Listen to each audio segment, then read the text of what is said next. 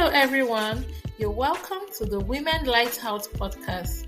This is a community for purpose-driven women who desire to live their dreams and aspirations. Our mission is to inspire you to live your dreams one day at a time while serving as a beacon of hope and guidance. We will be addressing various issues related to womanhood. Join me as we explore our journey of life together. I am your host, Jemima Hamilton.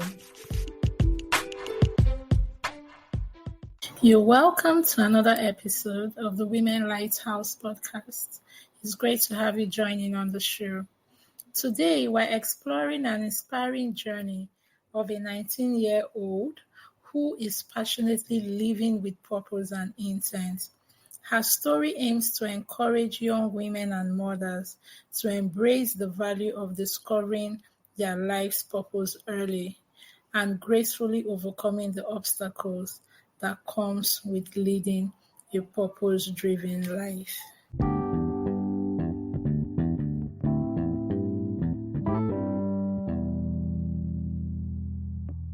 So today we have Jemima joining us to talk about uncovering your life's purpose early.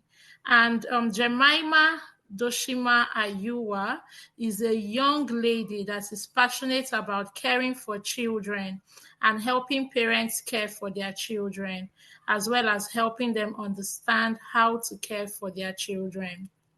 She uses her social media handles to educate parents and showcases her childcare skills.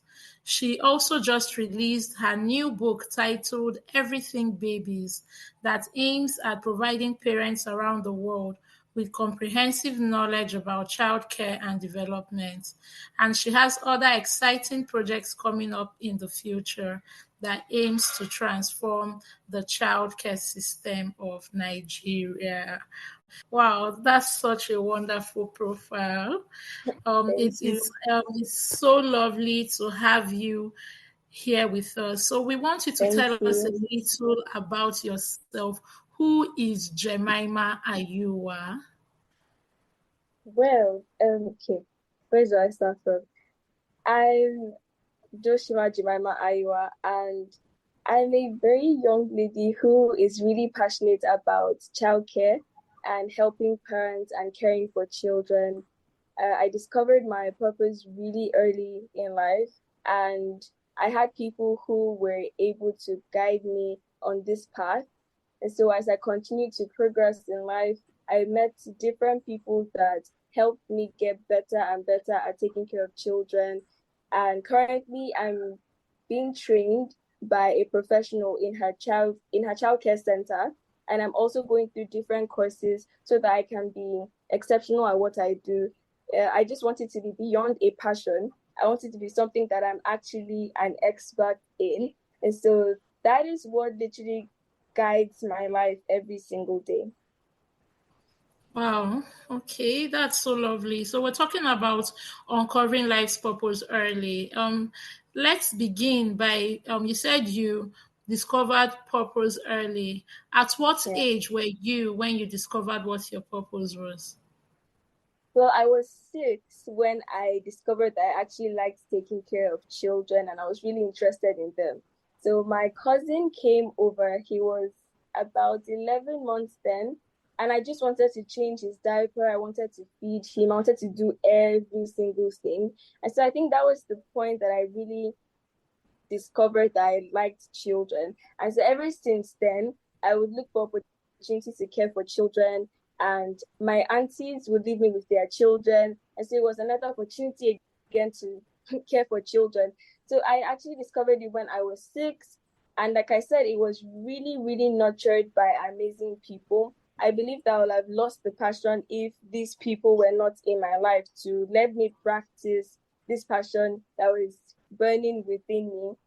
Also, I don't know how I was able to learn how to change a diaper and clean babies and care for them at a young age because I didn't have a phone then. So it wasn't like I was searching online and watching about children. I believe I learned by observation. So that was another pointer to me.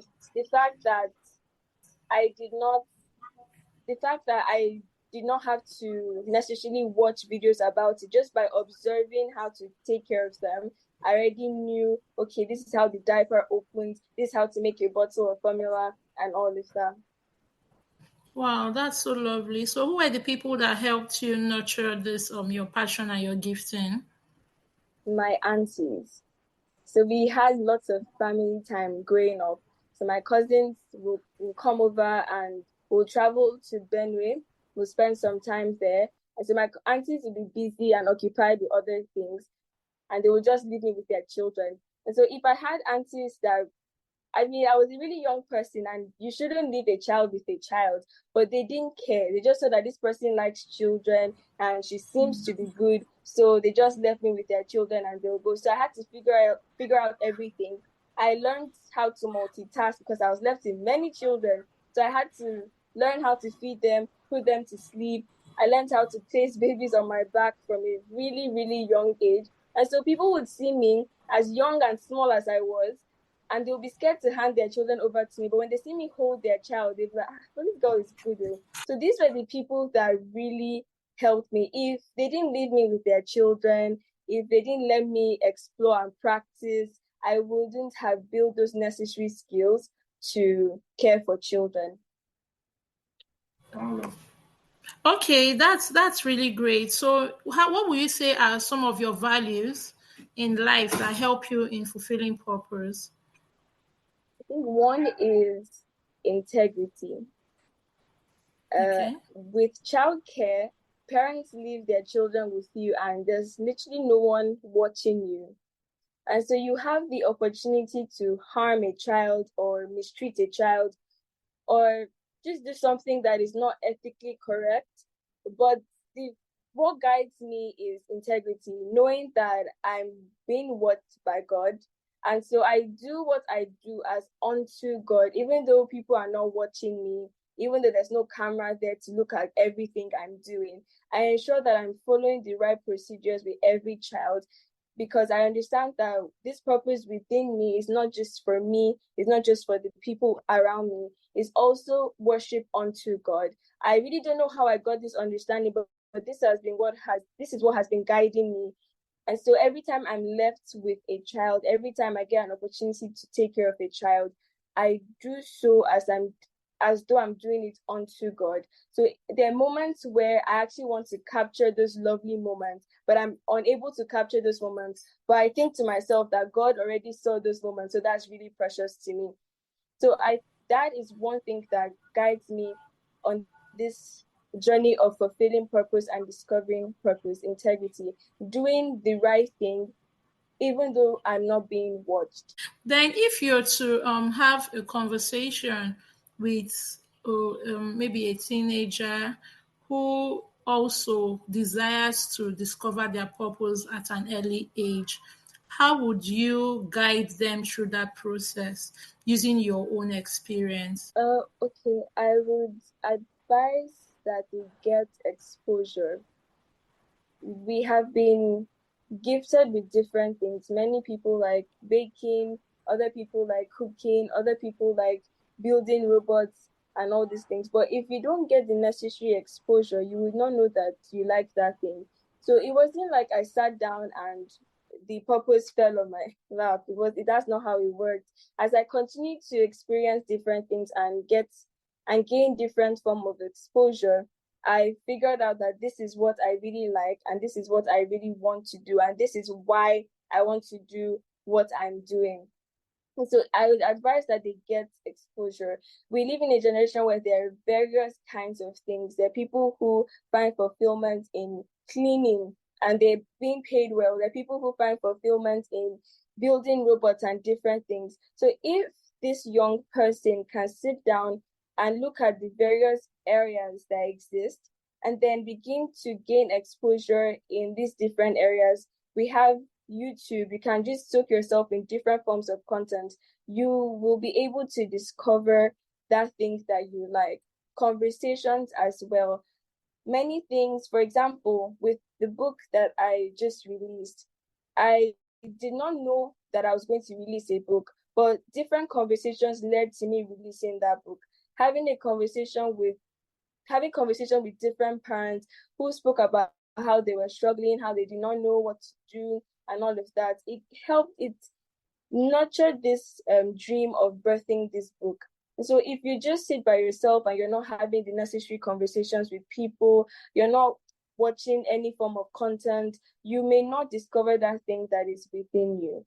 For example, with my YouTube channel, I knew that I really wanted to help parents with knowledge and equip them with what they need to know about childcare, but I did not know how to express that. But then I stumbled on a lady on YouTube. Her name is Emma Hubbard. And I saw everything she was doing, and I knew that this is exactly what I wanted to do. This is what was in my head. So by gaining that exposure, I now knew what to do. I now knew the next step to take. It became clearer to me. So you can't just sit and expect the purpose to lay at your feet. It won't work that way. But as you continue to progress in life, gaining exposure and conversations, you will discover that thing that you really like, that thing that really matters to your heart. Okay. Then for parents, basically for a mother listening to you, what would you tell them um, played a role, like for your parents or your mom? What role did she play in helping you discover purpose? And what will you tell these parents to do to guide their children to the path of purpose discovery? One thing I would advise is be very, very supportive. As children, we come up with different things that we like. Today you like this, tomorrow you don't like this, but be supportive. And I would use my story to explain. When I was really young, really, really young, my mom said, I can't remember the age, she said I told her that I wanted to be a nurse. And they were supportive. Everybody was supportive. Yes, she's going to be a nurse. We're going to nurture her till she becomes a nurse. Then at some point, it changed again to midwife. I told them that I wanted to become a midwife. They were still supportive. Yes, let's go for it, midwife. And then at some point, it changed again. And I said I wanted to be a veterinarian. They were supportive still. She liked dogs. Wow, amazing. They were still really, really supportive. And then I just knew that the center was children, but I did not know how to express that. I knew that I wanted to be a professional. I knew I wanted to do everything about children, but I didn't know what that fell under. So my auntie went to the US to have her third child, and she called my mom and said, pediatricians here are making a lot of money. She thinks that I should become a pediatrician. So I searched the meaning of a pediatrician, and I found out that they were doctors for children. I was like, oh, this is amazing. I think this would be the right platform for me to express this passion and love for children. And my parents were so supportive to the point that I had to write JAM twice. So supportive to the point that I had to step out of school because I couldn't get into med school because of my JAM score. So they told me that I needed to get a GP of 4.9 to be able to transfer to med school. So I was determined and I got that GP of 4.9. But then when it was time for me to transfer, they said that I had to write JAM again. And I couldn't stay in school and write JAM again. So I had to step out of school for a year to write JAM. All of this because I wanted to become a pediatrician. And yet my parents were still supportive. As I stayed at home for that 1 year, I discovered that I don't think pediatrics is really this thing. And then I stumbled on this lady, Emma Hubbard, and I saw everything she was doing. I knew that this is how I want, this is exactly what I want to do. She knows every single thing about children. She's helping parents. Her platform is so amazing. And so I did a research on her, and I found out that she studied psychology. She's a pediatric occupational therapist. So I started doing my research and I was like, you know what, I think I want to study psychology. And I did my research. The thing is, I always wanted, it was either pediatrics or child psychology. I didn't know which. So I was pursuing pediatrics because that's what was available at that time. And so while it was time for me I had written my JAM and gotten the right mark to transfer to medicine. But when I went to school, again, to finally transfer to medicine, they said that medicine was full. So I had to pick another course. And my parents were still supportive. And I said, okay, I'm going to pick psychology because I had done research on Emma Hubbard. And she studies psychology and she's a pediatric occupational therapist, and she's helping parents the way I would love to help parents. And they were still supportive, although it was a really huge one for them because they had been pursuing this medicine, but they still let me do psychology. And my mom would tell you any day, anytime, anything my children want to do, I will support. If you want to clean shoes, I will support. So I would say that understand that children, what they want will continue to change as they gain different forms of exposure. But your job is just to support and guide them. If you notice they're going off track, you can correct them with love, but just show them that support. Let them know that whatever I decide to do, mom and dad have my back. So that is the advice I would give parents who are listening. For your child who is in secondary school, primary school, they would have different things that they want to become, different things that they want to do. I would say you can also support by helping them gain exposure. There are times when my mom would send me videos of pediatricians just supporting me. Sometimes my dad sends me videos of people caring for children just so I can be up to date. So these are various ways that you can show this child that you love them and you support them. And eventually they'll get to that point where they find that one thing that they really, really do love and they will stick to it. But all the way they can beat their chest and say they had a really supportive system. That's so interesting. So through the your path of purpose discovery and fulfillment, what are some challenges that you faced through this process? Okay. One, I felt intimidated because I'm young. So I felt like people wouldn't really listen to me or pay attention to me. Because when it comes to children, people want to know, are you certified? Do you have experience? This, are you a mother? And the truth is, though, you don't have to be a mom to understand children. But yeah, so this particular one has really been the one that I would say has defeated me in some ways when I think about the things I want to do, and because I want to do them soon, not later in life, something that I want to do months to come and all of that, I will think about the fact that I'm really young and I was still intimidated or I feel scared and feel like people wouldn't listen to me. But I mean, currently that particular challenge has been tackled by getting the necessary certifications, and that's what I'm currently doing, and that's what I will continue to do by God's grace. So that is how that particular challenge has been tackled. So the other challenge was my mom being afraid that the child would be harmed under my care. So when people bring their children over, or sometimes I would bring random children back home, and my mom would be so scared, like, what are you doing with this child? And I'll have to reassure her that nothing is going to happen to the child. So that was also another challenge, but that one as well has been tackled. She's completely calm. She's used to it. When she sees a child, she's not even bothered again. She already knows that if a child is in the house, it's because I brought the child to the house, and she's really calm. My dad as well. So those were the two challenges that I really faced. What else? I can't recall any other challenge. I would say these were the two major ones, because you can't, if you're still living under your parents, you can't decide to do whatever you want. You still have to go through them. And so if my parents came up with a rule that I couldn't bring children home, or I couldn't go and take care of children, that would have really been a huge hindrance. But thankfully, my parents observed how I take care of children when they're home, and they're really impressed, so they support me. So those two challenges have been tackled, but they are definitely challenges that I encountered on this path. Wow, that's interesting. Then what about your peers?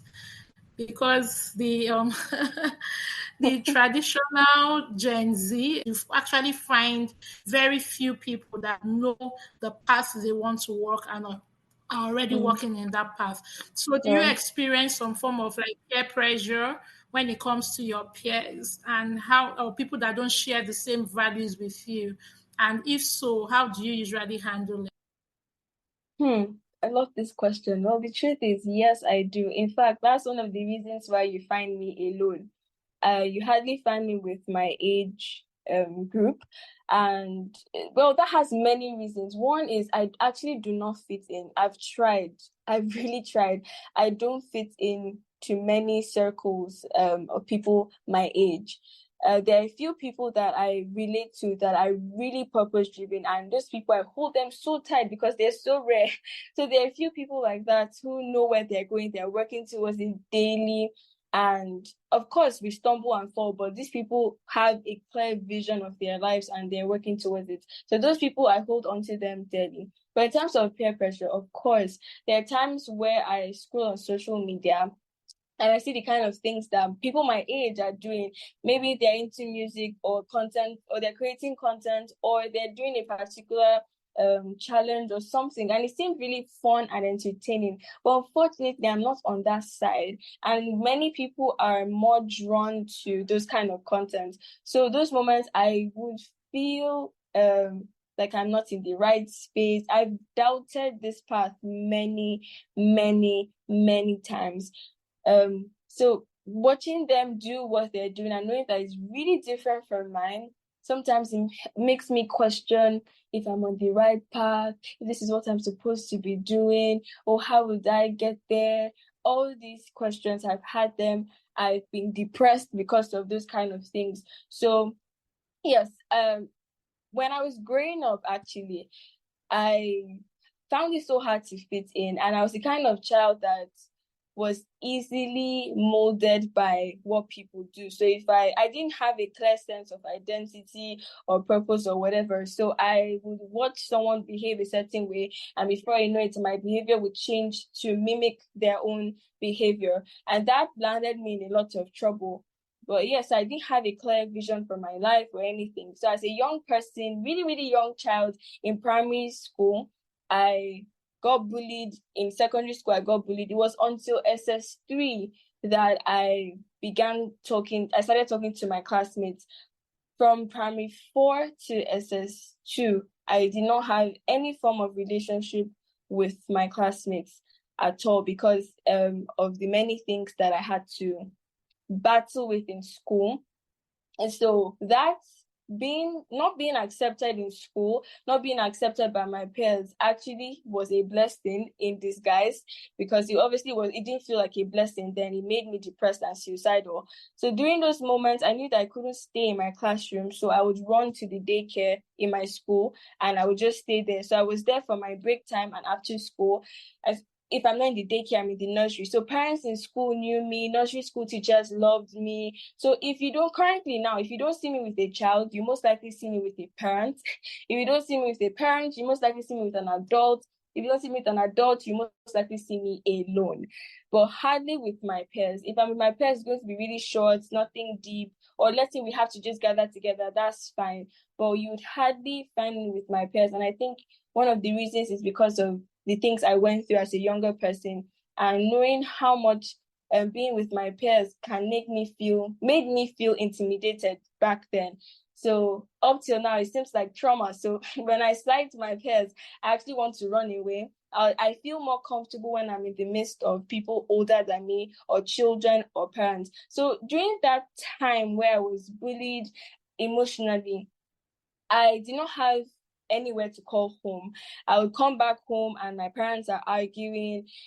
I hated church, I hated God, I hated all those kind of things. So the only place I found comfort in was the daycare, was being with children and interacting with parents. And so I think that's one of the reasons why if you go through my contacts, you see that I talk with many parents. Either they're sending me videos of their children, or they're sending me their child laughing or something. I spend most of my time interacting with parents. So I don't really have that. I really don't know what is even trending unless someone tells me, because my side of Instagram shows me children. It shows me parents. It shows me marriages, weddings, because I love family. So it shows me those kind of things. So I don't really know what's trending. If I stumble on it, fine. But so that makes me feel left out, because if I have to stay with people my age, Gen Z, they're most likely talking about what's trending, and I don't always know what's trending, and that makes me feel uncomfortable. So I rather spend time with people that I'm able to relate with. So yeah. Okay, so with what you've just shared now, will Mm. you actually say that you are in that space where you're very comfortable, that you are actually living a fulfilled life? Oh, yes, I am. Well, I say living a fulfilled life is a journey. It's not a one day thing. It's the decisions you make, it's how you progress day by day. I believe that I'm interacting with the right people, to be honest. I don't need to know what's trending. I don't need to know these things. There are moments where I would need to interact with my peers and I don't mind. It's not like I hate them or anything. It's just that being with them just reminds me of my past and reminds me of, it just makes me feel really, when you don't know what someone is talking about, you feel really insecure. So that's actually the main reason why I avoid my peers. Not that I can't relate with them or I don't like them or anything. No, it's just that I feel really insecure many times because I don't know what they're really talking about. Yeah, um so I do feel like I'm interacting with the right people, and I'm okay with that. I don't need to interact with many people. In fact, I'm introverted, so I don't like talking so much. So I do actually avoid many conversations because it drains me. So personally, I'm okay with it, to be honest. If I need to interact with someone my age, I don't mind. I do interact with some of them, and we find a ground where we can both relate. We find something that we can both relate to. And I always make my objectives clear. I don't just make friends anyhow. I'm very purpose driven with relationships. I don't just make casual relationships and all of that. So I'm very, very content with that. No, that's interesting, and that's a very good balance. Mm. Um, when it comes to defining moments, like, can you share any defining moments or experience that has shaped your perspective towards living a purposeful life? Okay, I would say those defining moments were moments that I received certain ideas, and that happened mainly throughout last year. And so last year, okay, first off, I my hairstylist had a child, and her child was teething, and the child was teething and stooling at the same time. So she thought it was okay. I mean, everywhere all over the world, people believe that it's okay for excuse me, for children to teeth and have diarrhea and all of that. But research actually shows that there's no relationship between the two. So she didn't really pay attention to it until the very last minute. And when she arrived at the hospital, the child was dead. So hearing that, I was like, nah, I have to do something about this. I really have to. People cannot, because in Nigeria, for example, we don't have a database. We're not conducting research, so we don't know how many children have died from certain practices. We don't know how many people have lost children due to negligence. We don't know the accurate amount. So we don't know how many people have also lost their children because they thought it was okay for them to be sick and be teething. And so that really, really, really got me thinking. And I thought I really need to do something about this. So I met my dad and I told him, I want to have a conference where I invite parents and we educate them. And my dad was like, nobody knows you. So I was like, okay, so what do I do? He said I should start with my Instagram. And so I started with Instagram and then I progressed to YouTube. And that's what I'm still working on. So I would say that was definitely a defining moment.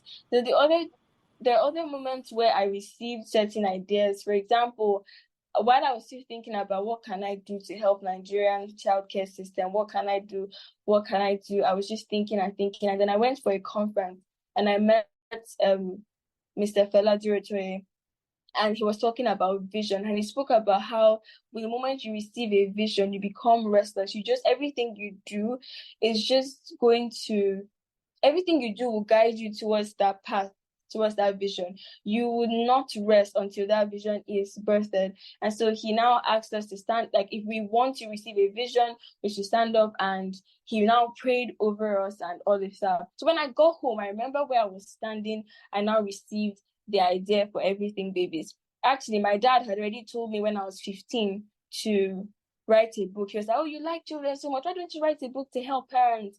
And I was like, okay, that's a great idea, but it was not so concrete. It wasn't something that I really wanted to do then. I had already started the process, but I abandoned it. It was until last year, July, where I was standing in that space in my living room, where I now received with clarity the idea for everything babies and how to go about it. So my defining moments would be those moments that I received ideas and those moments that I discovered what to do, how to go about it, what steps to take, who to meet, and all of that.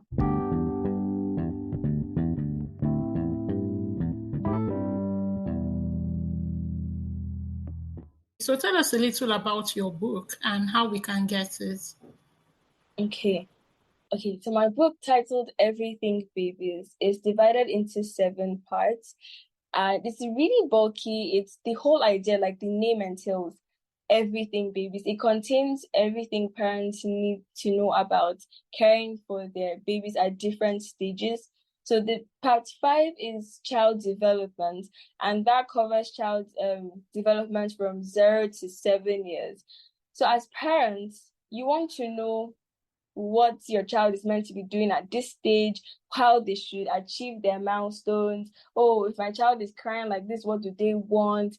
You want to know all these things. You don't know parents' desires to be confused. And so the whole idea behind this book is to empower parents with the knowledge that they need to know so that they're confident about the care that they're providing for their children. I know that there are many parents out there that would love to understand every detail about their child's life. They don't need to call one specialist. They don't need to start running up and down. They just sit down and take one chapter at a time, digesting this book, and eventually they will be able to understand every single thing they need to know about their children. It also covers issues like autism, Down syndrome, cerebral palsy. Sometimes we don't have the knowledge. We don't know what a child would do that will signify that he has autism. We don't know how to spot these signs. And so many times parents could ignore these obvious signs, but they would not know that these are the signs that are telling them that there's something wrong. Sometimes children need a little help in achieving their milestones, but parents may not know what to do to achieve those milestones. So this book not only tells you what your child should be doing, it also gives you practical exercises and activities that you can do to help your child achieve those milestones. So if they say your child's meant to be sitting up by 6 months, it tells you what you can do to help strengthen your child's core so that at 6 months they're able to sit down. It also lets you know when to reach out to a specialist, when to reach out to a doctor, when to get help about certain things that you see in your child. So this is the whole idea behind Everything Babies book. And my hope is that it's empowers parents with the necessary knowledge that they need to care for their children, and it builds that confidence in them. When you step into a place and you know what to do, you step in with confidence. But when you step into a place and you don't know what to do, you're really confused and it makes you feel insecure. Same goes with parenting. If taking care of children was easy, then people would not be going to school to study child psychology and child care. People would even bother creating courses to enlighten people about childcare. Taking care of children should be viewed the same way we view building airplanes. Taking care of children should not be seen as something mere, because the thing is, children are really, really fragile, and if you don't understand them, anything can go wrong with them. And as parents, you really care about this child, because the moment you have this child, oxytocin is released, which is the love hormone, and you are connected to this child. You want everything to go well with this child. So I can't imagine healing from pregnancy and then having a child that you don't understand anything about. That's a lot of stress. The whole idea is for parents to transition from pregnancy, postpartum, raising this child with the right knowledge they need to know for every single stage. The link to the book is in my bio on Instagram. So what's your Instagram handle and also your YouTube handle? Okay, for Instagram it's Jemima.Iowa. And then for YouTube it's Let's Talk Baby. Okay, can you spell Jemima Ayuwa for our listeners so that they can get it right? Okay, so Jemima is Jemimah, then .AYUA. Jemima Iowa. Okay, yeah. So if you also want more content on what Jemima does, you could also follow her on YouTube. She has a lot of great content about everything babies. So as we round up our conversation, where do you Mhm. see yourself in the next 10 years? Okay, so in the next 10 years, I should and will be a child care expert who is still seeking trainings, of course. And in the next 10 years, I should have birthed my daycare center in Nigeria. In the next 10 years, I should be known in various parts of the world as this person who is knowledgeable about children and their care and their development, and this person who helps parents to also be knowledgeable and provide the necessary care for their children. That is just the summary of what I see in the next 10 years. That's lovely. So, what are your final words to either young ladies out there or even older ladies who are wishing to live fulfilling and purposeful lives and they don't know how to go about it? Okay. Like I said earlier, I would say gain exposure. It wouldn't just um it wouldn't just come to you if you don't actually gain exposure. If you're not um seeking different career paths, you're not being informed about different aspects of life, you may never know that thing that you are really passionate about. You may never discover that thing that you really love. If I love children and I never got access to children, I probably wouldn't know that I actually do love children. So the same goes with every other aspect of life. If you love to cook and nobody ever gives you a knife, a chopping board, and carrots, you would most likely never know that you really like to cook, and you would most likely not be able to nurture that passion within you. So I definitely advise that you gain exposure. That is the major way to discover that thing that you really like to do. And if you're a Christian, then you can pray the scripture that says that the eyes of your understanding may be enlightened, that you may know the hope of your calling. Yes, that scripture is so powerful. And if you pray that scripture over your life, I strongly believe and I know that God will begin to release visions about yourself. That is exactly what He did for me. So when I was told to pray that prayer, that is the moment where I began to see clearly. Because I remember sometime last year, I was really confused. I was like, okay, I like children, but I don't know what to do. What aspect am I pursuing? I was so confused. I didn't know where to go. And then I began to see visions of myself. I began to have mental pictures about my life, and I began to see myself doing certain things. And so those are the things that are guiding me now. So if you're a Christian, you can definitely do that. But don't just rely on the prayer. As you're praying, still be gaining rely on the prayer, but don't abandon the exposure part. It goes hand in hand. So if you're seeing visions of yourself and you're not gaining exposure, it may not be so clear to you. Let me give an example. So I was thinking about myself, and then I saw myself like helping parents. So when I was younger, I used to go to people's homes to help them when they had their children. And I did not know that that job was actually the job of a postpartum and infant care doula. So I would help the mom and I also helped the baby. That is actually that is being a postpartum doula. So I began to see myself doing those things again. And I did not know what that was. So I went to ChatGPT and I described what I was seeing in my head. And then ChatGPT told me that that is the job of a postpartum and infant care doula. So I began to search about that content and feed myself with that content. So if I received the vision, the pictures, and all of that, and I did not gain the exposure, it wouldn't have made sense to me. So the two go hand in hand. So that is what I would advise. And also, it's okay to feel confused I've been there many times. I probably will still be there, but the whole idea is that you understand that discovering purpose and living a purposeful life is not a one-day thing. It's a journey. If you discover everything you're meant to do, and if you do everything you're meant to do in one day, then it's time for you to leave Earth. But the whole idea is that you're able to continually progress and journey and discover these things and work in them, walk towards them daily. And that is you living a purposeful life. Yes. Thank you so much, Jemima. Thank you So very much. finally, what makes Jemima a fulfilled woman in a nutshell?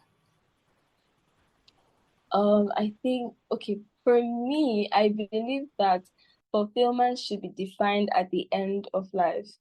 When when that time comes for me to leave Earth, and if I was able to do everything I was designed to do, then I can say that Jemima was a fulfilled person. Wow, this has really been an awesome conversation and really inspiring. And I just want to say thank you for sharing your story with Thank you very our much. listeners out there. We've really picked a lot of important things that would help and guide us through our journey of purpose fulfillment. So it's been Thank a great you. conversation, Jemima. Thank you so much. Thank you. I'm so grateful. You're welcome.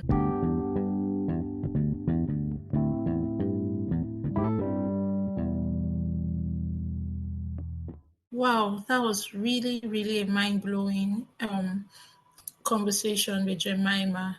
In conclusion, uncovering your life's purpose early can have profound impacts on your overall satisfaction and happiness, and it also sets you on the path of fulfillment and intentional living. It's important to take the time to seek guidance from God, like our guest has said, and also mentors. Also reflect on your values and your interests and your strengths in order to determine your purpose. It's never too early or even too late to start the journey of purpose fulfillment. So take that step today and begin the path towards fulfilling purpose.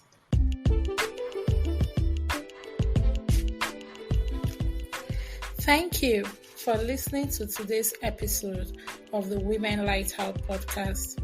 I hope you were inspired to keep taking steps towards living out your dreams. If you enjoyed this episode, we encourage you to share it with other women and leave us a review on our social media platform, which is in the description box. Also, feel free to subscribe to our channel to get notified of new episodes. Till I come your way on our next episode, keep living, keep dreaming. Bye for now.